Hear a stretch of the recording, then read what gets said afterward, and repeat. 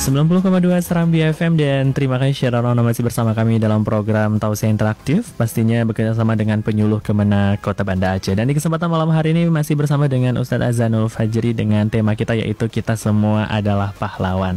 Menarik sekali pastinya setelah tadi keamanan, kesehatan, makanan, bagaimana agar kita menjadi pahlawan terlebih dahulu di tiga sisi ini Ustadz ya, di dunia ini, dan pastinya kita berusaha untuk melakukan yang terbaik. Dan pastinya untuk seluruh Syarano yang ingin beratensi secara langsung, kembali kami ingatkan untuk dapat melalui layanan telepon kita di 0811 68 90 20. Ada beberapa pertanyaan yang sudah masuk di layanan live Facebook kita Ustadz di kesempatan malam hari ini. Dan yang pertama ada ini kan tiga nih Ustadz. Betul. Tentang berbicara ini dari Bunda Umi. Bunda Umi Ustadz, ini berbicara masalah tiga ini Ustadz. Ada keamanan, kesehatan, makanan. Itu kita Ustadz tadi menyatakan bahwa kita sudah mendapatkan dunia dan seisinya. Apa alasan kenapa dunia rasanya Ustadz manusia ini tidak pernah cukup?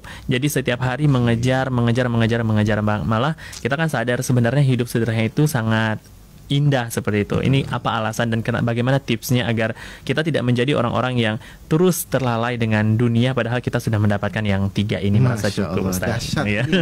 Pertanyaannya, pertanyaan mudah tapi jawabannya susah. Jawabannya susah. Baik, luar biasa ya. Ya. Jadi tiga pertanyaan, tiga yang kita sampaikan tadi ya, bahwa siapapun yang mendapatkan ketiganya maka dia telah mendapatkan dunia dan seisinya. Meskipun ya misalnya yang terakhir tadi makanan itu Nabi menyebutkan makanan untuk sehari. Siapa mendapatkan makan untuk sehari, maka dia sudah seolah-olah sudah mendapatkan dunia dan seisinya. Padahal cuma sehari kan. Nah, ini menunjukkan begitu berpuas hatinya seorang muslim dengan rezeki yang Allah berikan, meskipun sedikit rezeki itu. Ya kan? Nah, jadi yang penting kan keberkahan. Rezeki itu yang lebih penting, yang paling penting adalah keberkahan, bukan banyaknya kan. Nah, dan inilah yang harusnya yang kita miliki, jiwa yang berkah ya. Jiwa berkah akan lahir apapun menjadi berkah. Kalau misalnya kita lihat di dalam ayat Quran, ada satu sosok yang disebut oleh Allah Subhanahu wa taala sebagai orang yang membawa berkah dimanapun, yaitu Nabi Isa alaihissalam ya. Jadi beliau kemanapun membawa berkah, membawa kebaikan yang banyak. Jadi makna dari berkah itulah ziyadul khair wa numuwatu ya, itu bertambahnya kebaikan dan semakin bertumbuh kebaikan itu. Nah, jadi dimanapun beliau berada maka kebaikan akan senantiasa menyertainya. Nah, itu Nabi Isa alaihissalam. Tentu saja itu terjadi pada nabi-nabi yang lain juga ya. Tapi secara khusus, secara spesifik Allah menyebutkan kepada Nabi Isa alaihissalam yang kehadiran beliau di bumi ini, dunia ini hanya 3 tahun saja ya. Beliau diangkat jadi Rasul usia 30 tahun, kemudian 3 tahun berikutnya berdakwah, dan setelah itu karena ada peristiwa pengkhianatan muridnya sendiri yaitu Yudas Iskariot, beliau kemudian diangkat ke langit, kan seperti itu. Nah, meskipun usia dakwah beliau hanya 3 tahun, tapi luar biasa keberkahan beliau buat masyarakat pada saat itu. Ya. Dimanapun beliau berada, itu beliau diterima. Ya. Bahkan bukan sekedar diterima, beliau kemudian memberikan manfaat yang begitu banyak kepada tempat tersebut. Nah, jadi yang paling penting Ibu Bunda Umi ya, yang paling penting adalah seseorang yang telah mendapatkan keberkahan dalam hidupnya ya, maka dia akan merasa makanan sesedikit apapun dia akan mendapatkan ketenangan. Nah, jadi yang paling penting makanan itu bukan banyaknya tapi berkahnya. Kalau sudah dapat berkah maka akan lahir ketenangan, dan itulah yang diharapkan oleh semua manusia, ketenangan dalam hidup. Seperti itu. Iya, baik. Jadi intinya bagaimana caranya agar tenang dalam hidup itu yang paling menjadi prioritas Ustaz.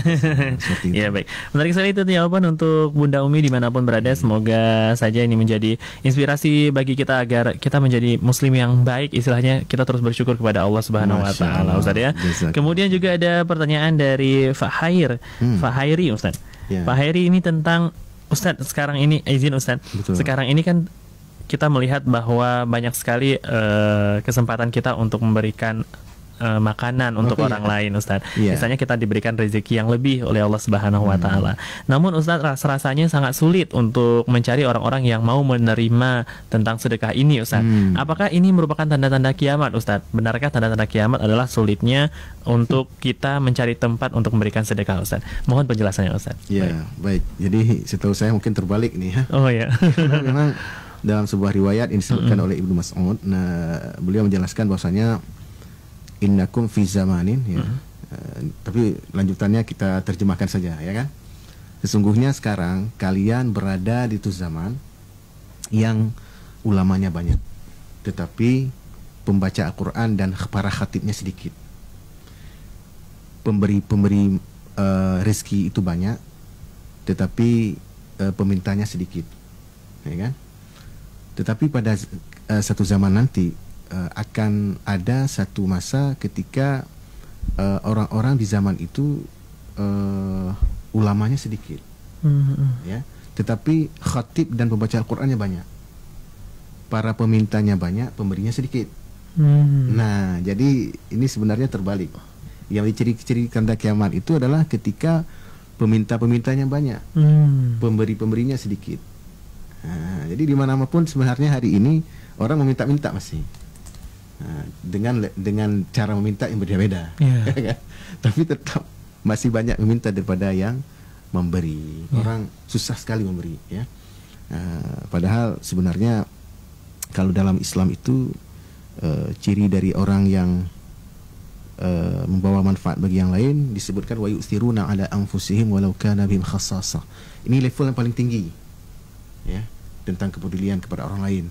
Yaitu artinya mereka lebih mendahulukan orang lain daripada diri mereka sendiri meskipun diri mereka dalam keadaan kesusahan. Masya Allah. Nah, itu level sangat tinggi itu. Biasanya kita memberi karena kita menerima. Take and give. Ya, tapi ini enggak, mendahulukan orang lain daripada diri sendiri meskipun dirinya membutuhkan. Ini kan level paling tinggi. Level tinggi sekali, tinggi sekali. Tinggi sekali. Tingkat persoalan sangat tinggi itu, ya kan? Nah, jadi sebenarnya yang menjadi tanda-tanda kiamat adalah tempat memintanya banyak, ya kan? Tempat memintanya banyak, orang meminta itu banyak, tetapi pemberinya sedikit. Seperti di zaman kita sekarang, orang lebih materialistis, orang kurang peduli dengan orang lain, ya. Bahkan mungkin di Aceh masih ada rumah-rumah yang masih berantaikan tanah. Ada sempat dulu di post entah di surat kabar kita media, ya, ataukah di media sosial, ya, itu sempat ada beberapa rumah di Aceh yang masih berlantaikan tanah, ya kan? Padahal sebenarnya sudah tidak layak itu. Ya, mungkin saja makanannya juga tidak tercukupi dan seterusnya, ya. Mana orang-orang yang harusnya memberi mereka tidak muncul, kemana mereka? Padahal sebenarnya kalau Islam itu tidak harus sampai meminta, ya. Lihat ciri-cirinya saja itu sudah ketahuan orang ini butuh makanan. Kalau memang orang itu ada iffah, orang iffah itu mampu menjaga diri. Padahal seharusnya dia sudah layak meminta, tapi nggak mau meminta. Nah, itu orang yang punya iffah. Ya, seperti itu ya. Nah, jadi ciri kiamat itu sepertinya terbalik ya. Iya.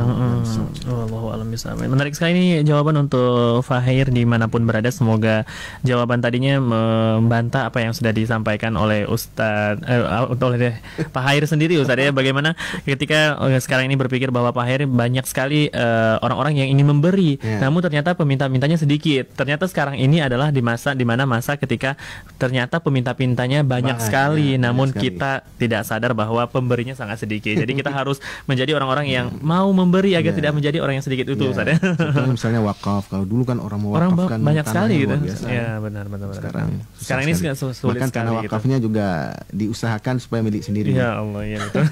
Alhamdulillah. Baik, menarik sekali pembahasan kita, dan dari pertanyaan tadi, Ustaz, pertanyaan terakhir tadi ada muncul pertanyaan satu nih, Ustaz, dari Bunda Umi kembali, Ustaz, di layanan Facebook kita. Ini berbicara masalah peran kita untuk para peminta-minta yang ada di jalan, Ustaz. Ini kan berbicara masalah bahwa sekarang ini pemerintah banyak yang melarang ataupun ada beberapa pamflet yang mengatakan bahwa tidak boleh meminta-minta di sini karena mungkin karena peran dinas sosial dan lain sebagainya yang sudah sangat aktif seperti itu, Ustaz. Kemudian bagaimana dengan masyarakat yang memberikan berupa sumbangan kepada orang-orang yang meminta, sebenarnya sudah dikatakan oleh pemerintah tidak boleh meminta-minta di situ, Ustaz. Apakah itu disebut bahwa kita tidak mendukung pemerintah atau bagaimana sebenarnya sikap positif seorang muslim yang baik, Ustaz? Ya, yang jelas di dalam tuntunan di dalam Al-Qur'an itu Allah jelaskan wa ammas sa'ilaf fala tanhar. Adapun yang meminta-minta jangan kamu hardik. Nah, jadi kalau misal kita lihat masih di jalan-jalan seperti itu yang minta-minta, ya mungkin aturan di sini harus kita tegakkan, jangan dihardik ya. Paling kita kita bahasakan secara lembut ya, supaya tidak meminta-minta seperti yang dianjurkan pemerintah. Kita juga bukan lawan pemerintah ya, seperti itu kan. Jadi kalau mau ibu-ibu boleh meminta misalnya di masjid ya. Di masjid sebenarnya gini ya, sebenarnya masjid ini bisa berfungsi lebih sosial ya kan. Coba kita bayangkan kalau setiap Jumat ya orang-orang miskin mendengarkan pengumuman celengan masjid jutaan, kan jadi resah juga. Kemana dibawa uang jutaan kalau kami saja yang masih kelaparan seperti ini nggak ada kepedulian dan seterusnya. Nah, jadi harusnya ini itulah makanya sebenarnya kalau masjid-masjid ini bisa difungsikan lebih maksimal untuk sosial, maka insya Allah peminta-peminta itu akan lebih mudah dihilangkan dari masyarakat. Apalagi tentu saja mungkin ada juga orang yang berjiwa peminta-minta. Ya kan, sebenarnya sudah tercukupi kebutuhan hari-harinya kan. Tapi karena jiwanya ini meminta-minta, ya kan, dia tidak mau berusaha, ya kan. Padahal dulu ada juga ini sejarah di zaman Nabi ya. Ketika ada yang meminta uang, Nabi kemudian memberikan bukan uang, ya, tapi Nabi membuatkan untuknya sebuah kapak. Nabi sendiri membuatkan untuknya sebuah kapak, ya. Lalu orang ini disuruh mencari kayu oleh Nabi. Nah, 15 hari lagi nanti ketemuin saya. Nah, setelah 15 hari lagi ketemu sama Nabi, melaporkan ternyata beliau sudah bisa menghasilkan dari kapak yang Nabi buat tadi. Nah, ini kan artinya kalau bahasa sekarang adalah jangan memberi ikan tapi berilah kailnya. Nah, mungkin pemerintah berusaha supaya masyarakat ini tidak selamanya menjadi peminta. Betul. Ya, harus akhirnya bisa memberi. Tentu orang-orang yang masih di jalan tersebut nanti mungkin ada pihak-pihak dari pemerintah yang mengangkutnya ke dinas sosial dan seterusnya, kemudian mereka dibina. Wallahu a'lam ya. Pembinaannya seperti apa? Mudah-mudahan dari pembinaan itu tidak selamanya jadi peminta. Benar-benar. Seperti itu kan. Ini program mulia juga dari pemerintah. Kalau ada pemikiran sampai ke sana. Sampai ke sana, betul. Seperti itu, Bunda Umi ya. Bunda Umi dari pertanyaan itu tadi. Menarik sekali itu tadi beberapa pertanyaan yang sudah hadir dan ditanyakan pastinya untuk seluruh syedarawan di rumah, dan pastinya ini mewakili dengan pertanyaan-pertanyaan dua lagi yang sudah terjawabkan oleh beberapa pertanyaan yang sudah Ustadz jawab. Ya, dan untuk seluruh syedarawan dimanapun berada, kita akan segera kembali pastinya di kesempatan malam hari ini dengan tema kita yaitu kita semua adalah pahlawan. Menarik sekali pembahasan kita di kesempatan malam hari ini, dan untuk seluruh syedarawan jangan kemana-mana, kita akan segera kembali di edisi Tausiah Interaktif untuk edisi Kamis 8 Juli 2021. Pastinya bersama dengan Ustadz Azanul Fajri dan bekerjasama dengan penyuluh Kemenak Kota Banda Aceh. Kita akan segera kembali di ruang dengar Anda. Jangan kemana-mana, tetap terus bersama kami di 90,2 Serambi FM.